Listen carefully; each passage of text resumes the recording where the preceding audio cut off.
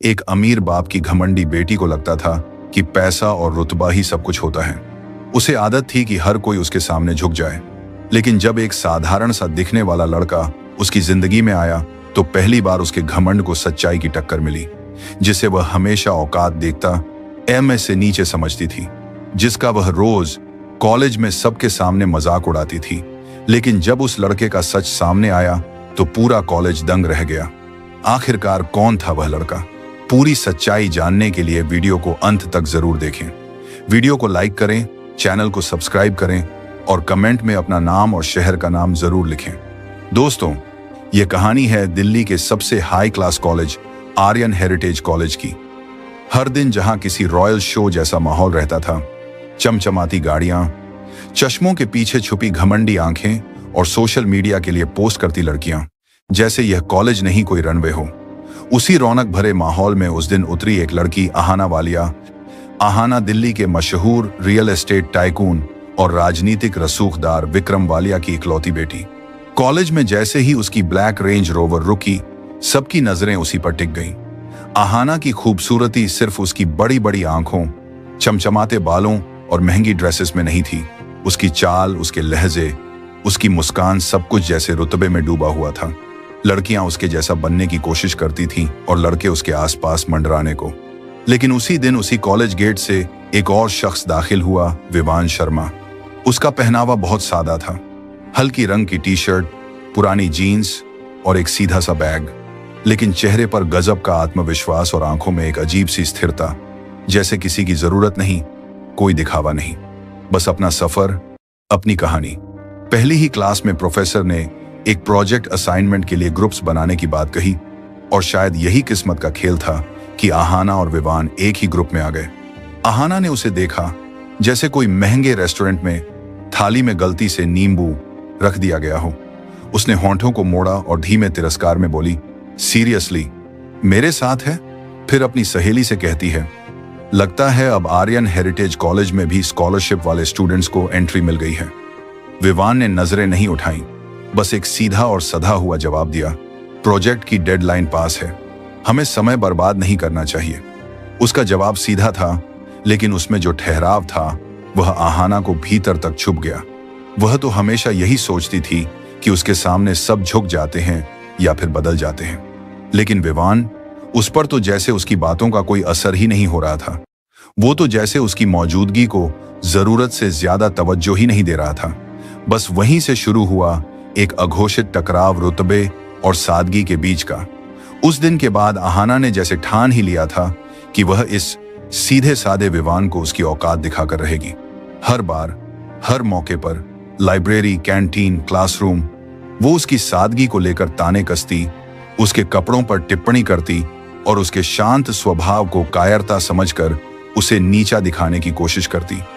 एक दिन जब विवान कॉलेज की लाइब्रेरी में बैठा पुरानी किताबों के पन्ने पलट रहा था, उसके चेहरे पर वही पुराना ठहराव था।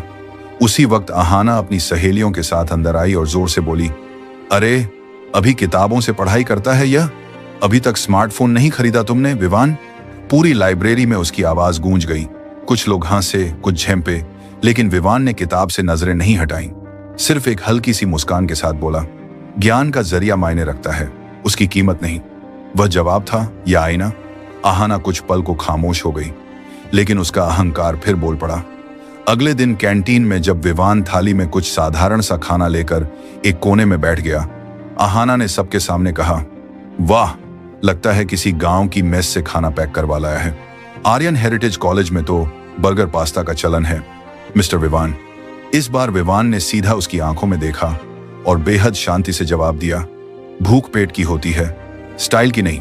खाना पेट भरने के लिए खाता हूं, सोशल मीडिया पर दिखाने के लिए नहीं। इस बार कुछ लोगों ने सिर हिलाया, कुछ को वाकई यह बात लगी। आहाना के लिए यह और भी खतरनाक था। उसे उसकी बातों से जवाब मिल रहा था, लेकिन बिना चीख चिल्लाहट के, एक ऐसी ताकत जो चुप थी लेकिन असरदार। वो सोचती थी, इस लड़के में ऐसा क्या है जो हर चोट पर मुस्कुरा देता है। प्रोजेक्ट की मीटिंग्स के दौरान जब वे दोनों एक साथ बैठते तो आहाना को समझ नहीं आता था कि विवान इतना स्थिर कैसे रह सकता है। वो देखती कि किस तरह वो अपनी रिसर्च में पूरी तरह डूब जाता है। उसकी बातें कम होती थीं, लेकिन जब भी कुछ कहता तो वह सटीक और समझदार होता। धीरे धीरे अहाना को एहसास होने लगा कि जिस लड़के को वह बैकवर्ड समझती थी, उसकी सोच और समझ उससे कहीं ज्यादा साफ और फॉरवर्ड थी।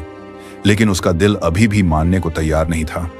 उसके अंदर कुछ नया जन्म ले रहा था, जलन, हैरानी और शायद आकर्षण। कुछ ही हफ्तों बाद आर्यन हेरिटेज कॉलेज में सालाना फेस्ट की तैयारियां जोरों पर थी।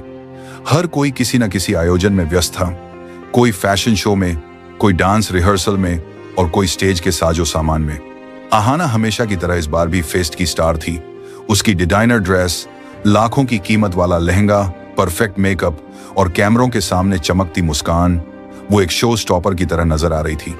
लेकिन इस बार उसका ध्यान बार बार किसी और की ओर भटक रहा था। विवान शर्मा।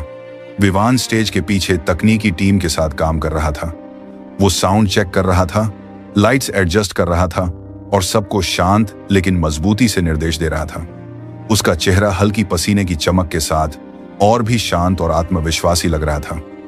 अहाना कुछ देर उसे देखती रही और फिर अपने अंदाज में स्टेज के पीछे जाकर बोली, ओह, हेलो टेक्नीशियन बाबू, स्टेज पर आने की हिम्मत नहीं होती क्या? बस पीछे छिपकर काम करना आता है। विवान ने धीरे से मुस्कुराया और नजरें मिलाकर कहा, हर किसी का स्टेज अलग होता है अहाना। कोई तालियों के बीच खड़ा होता है और कोई उन तालियों के पीछे की मेहनत में। उसका जवाब सीधा दिल के आर पार चला गया। अहाना कुछ पल चुप रही, लेकिन जैसे ही जाने लगी, उसने पीछे पलटकर विवान को फिर देखा। इस बार उसकी नजर में कुछ था, शायद इज्जत, शायद सवाल। फेस्ट का सबसे बड़ा आकर्षण था एक चैरिटी ऑक्शन, जिसमें दिल्ली के कई बड़े बिजनेसमैन शामिल होने वाले थे। अहाना को पूरा यकीन था कि उसके पापा विक्रम वालिया इस नीलामी में सबसे महंगी पेंटिंग खरीदेंगे, जैसे हर बार। लेकिन इस बार जब नीलामी शुरू हुई और बोली लाखों से बढ़ते हुए करोड़ों में पहुंची, तो अचानक एक आवाज आई, 5 करोड़। पूरा हॉल चुप हो गया। सबके चेहरे हैरानी में थे और मंच पर खज्जे होस्ट की भी आवाज लखा गई, 5 करोड़। सर, क्या आप पेंटिंग को कॉलेज को डोनेट करेंगे? जिस शख्स ने वह बोली लगाई थी, वो धीरे धीरे मंच की ओर बढ़ा और जब उसका चेहरा सामने आया तो हॉल में सन्नाटा छा गया। वो कोई और नहीं, विवान शर्मा था। सादा कपड़ों में रहने वाला, सबकी नजर से दूर रहने वाला वही विवान। और फिर माइक पर जैसे ही उसकी पहचान बताई गई, मिलिए विवान शर्मा से। भारत की सबसे बड़ी टेक कंपनी विराट टेक का संस्थापक और सीईओ अहाना के होश उड़ गए। वो विवान जिसके कपड़े देखकर वह ताने कसती थी, जिसके खाने पर हंसी उजाती थी, असल में एक अरबपति टेक आइकॉन था, जिसने कॉलेज में अपनी पहचान छिपाकर सिर्फ इसलिए दाखिला लिया ताकि वह एक आम छात्र की जिंदगी जी सके और सच्चे रिश्तों को पहचान सके। पूरे कॉलेज में फुसफुसाहट थी। लखियां अब उसके आसपास मंडराने लगी थीं, लहके उससे दोस्ती करने को आतुर थे। लेकिन अहाना, उसके हाथ से जैसे कुछ बहुत कीमती फिसल चुका था। कॉलेज की गलियों में अब हर कोने में बस एक ही नाम गूंज रहा था, विवान शर्मा। जिसे लोग नजरअंदाज करते थे, अब उसी को देखने के लिए भी उमड़ रही थी। कॉरिडोर में चलना मुश्किल हो गया था। लखियां सेल्फी लेने के बहाने खोज रही थीं और लहके उसे भाई कहकर अपना बनाने में लगे थे। लेकिन इन सब के बीच एक चेहरा था जो चुपचाप खुद से लह रहा था, अहाना। वो जिसे कभी खुद पर सबसे ज्यादा ना था, आज आईने से नजरें नहीं मिला पा रही थी। हर ताना, हर महाक, हर घमंड भरी बात अब उसके बहन में गूंज रही थी और हर बार विवान की शांत मुस्कान जैसे उसे कटघरे में खजा कर देती। कई दिनों तक अहाना ने विवान से नरें चुराई, लेकिन एक दिन उसने खुद से हिम्मत जुटाई। कॉलेज की लाइब्रेरी में विवान अकेला बैठा था, किसी किताब में खोया हुआ। अहाना धीमे कदमों से उसके पास पहुंची और हल्के कांपते स्वर में बोली, विवान, मुझे माफ कर दो। मैंने तुम्हें गलत समझा, बहुत नीचे गिराने की कोशिश की, लेकिन तुम तो सबसे ऊंचे निकले। विवान ने धीरे से किताब बंद की, उसकी ओर देखा और वही जानी पहचानी मुस्कान दी। अहाना, उसने नरम स्वर में कहा, तुमने मुझे कभी नहीं समझा और मैं कभी नारा हुआ ही नहीं, क्योंकि मैं जानता था तुम जैसी दिखती हो वैसी हो नहीं, बस अपने खोल में बंद थी। अहाना की आंखें भर आईं। उसने पहली बार किसी के सामने खुद को छोटा महसूस नहीं किया, बल्कि हल्का महसूस किया। इसके बाद जैसे कुछ बदल गया। अहाना अब उसे समझने लगी थी। हर शब्द, हर चुप्पी, हर आदत अब उसे फांस लगने लगी थी। वो अब दिखावे से बाहर निकल रही थी और विवान के आसपास उसका मन सुकून ढूंढने लगा था। वो अब उसके साथ बैठती, उसकी बातें सुनती और अपनी छोटी छोटी फासलतियों पर हंसने लगी थी। एक दिन जब विवान उसके साथ क्लास प्रोजेक्ट पर काम कर रहा था, उसने हंसते हुए कहा, पहले की अहाना होती तो अब तक मुझे डिक्टेट कर रही होती। अहाना मुस्कुराई, पहले की अहाना को तुमने ठीक कर दिया है। अब जो हूं वो शायद असली मैं हूं। विवान कुछ नहीं बोला, लेकिन उसकी आंखों में वो चमक थी जो सब कुछ कह गई। कॉलेज में अब एक नया बदलाव महसूस होने लगा था। अहाना वालिया, जो कभी अपने रुतबे, राजा और खूबसूरती के लिए जानी जाती थी, अब मेहनत, सादगी और समझदारी का प्रतीक बन चुकी थी। लोग अब उसकी तारीफ करने लगे थे, लेकिन अब उसे इन चीजों से कोई फर्क नहीं पड़ता था। उसका ध्यान अब बस विवान की ओर था। एक दिन कॉलेज में बिजनेस इनोवेशन प्रोजेक्ट का ऐलान हुआ। विजेता को स्कॉलरशिप के साथ साथ विराट टेक में इंटर्नशिप का मौका मिलना था। हर कोई भाग लेने के लिए आतुर था, लेकिन अहाना का मकसद कुछ और था। वह दिखाना चाहती थी कि वह सिर्फ किसी अमीर बाप की बेटी नहीं है, उसमें भी कुछ है जो दुनिया बदल सकता है। उसने दिन रात मेहनत की। कोई डिजाइनर ड्रेस नहीं, कोई स्टाइल नहीं, बस लैपटॉप, रिसर्च और अंदर का जुनून। उसने एक ऐसा ऐप बनाया जो भारत के दूर दराज गांवों में बच्चों को मुफ्त ऑनलाइन शिक्षा दे सके। स्मार्ट, सरल और क्रांतिकारी।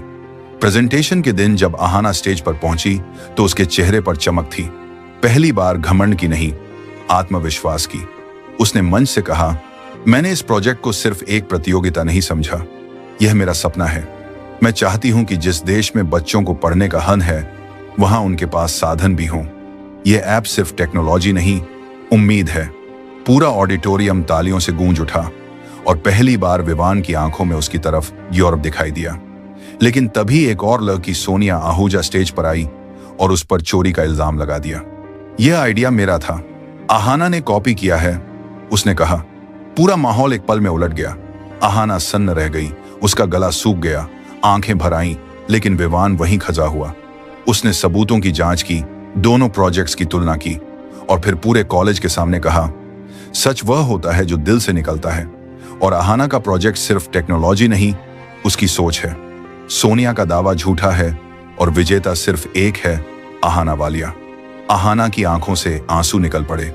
तालियों की आवाज में वह मुस्कुराई, लेकिन अब उसकी जीत सिर्फ ट्रॉफी की नहीं थी, यह सम्मान था, एक बदलाव की शुरुआत। उस शाम कॉलेज के गार्डन में जब सूरज ढल रहा था और हर चीज सुनहरी लग रही थी, अहाना ने विवान के सामने खड़े होकर धीरे से कहा, विवान, मैंने तुमसे बहुत कुछ सीखा है। तुमने मेरी सोच, मेरा नजरिया और शायद मेरा दिल भी बदल दिया।